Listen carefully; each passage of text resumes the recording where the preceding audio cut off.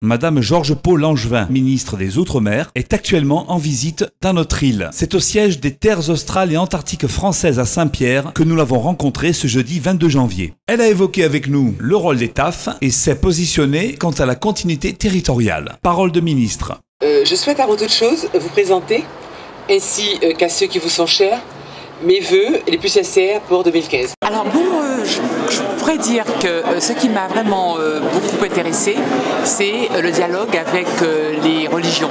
Parce que on a été au fond des choses. Ils ont expliqué d'abord par l'histoire de la Réunion, d'autre part par la pratique, par l'engagisme, pourquoi il y avait à la Réunion cette espèce de tolérance et de connaissance interreligieuse.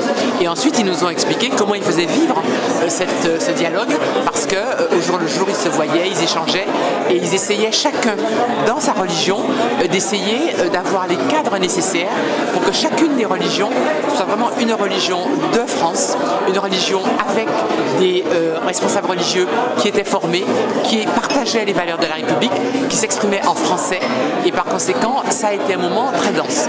Ensuite, dans les priorités que je me suis fixées, il y a ce qui concerne les jeunes, et notamment l'accès à l'emploi des jeunes. Donc les autres séquences que nous avons faites, c'est-à-dire la visite à la DOM, la visite au RSMA et la visite aux créateurs d'entreprises, ont eu pour fonction de regarder un peu ce qui se fait en la matière à La Réunion.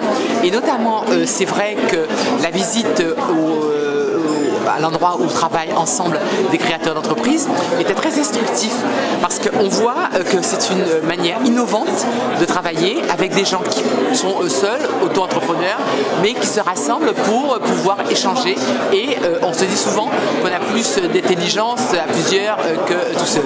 Et enfin ce soir, la visite au TAF, que je ne connaissais pas, bien que je vienne à La Réunion depuis assez longtemps, était aussi un moment qui m'importait, parce qu'il faut savoir qu'aujourd'hui, où nous nous interrogeons sur les changements climatiques, sur la manière de préserver la planète, ce qui se fait à travers les TAF, notamment en préservant des espaces qui sont des espaces qui sont isolés, en préservant la biodiversité sur ces espaces, en encourageant la recherche dans ces îles, et bien tout cela va dans le sens des préoccupations que nous avons aujourd'hui pour sauvegarder le climat. Et par conséquent, en cette année où nous avons la COP21, c'est-à-dire une grande conférence internationale sur le climat, je crois que les TAF ont quelque chose à dire et à démontrer dans ce qu'on doit faire pour préserver la planète. Alors moi personnellement, si vous voulez, les collectivités sont libres de s'administrer. Par conséquent, si une collectivité décide d'employer ses fonds à tel ou tel usage, je n'ai pas en tant qu'État à dire quelque chose. Il y aura bien entendu un contrôle de légalité qui sera fait par le préfet.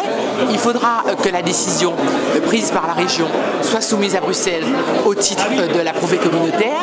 Mais personnellement, je regrette un peu qu'il y ait une utilisation de fonds pour des voyages et pour des classes moyennes, alors que pour moi, le drame de la Réunion aujourd'hui, c'est le chômage, et notamment le chômage des jeunes. Donc j'aurais aimé que nous soyons tous ensemble à agir pour pouvoir lutter contre le chômage des jeunes.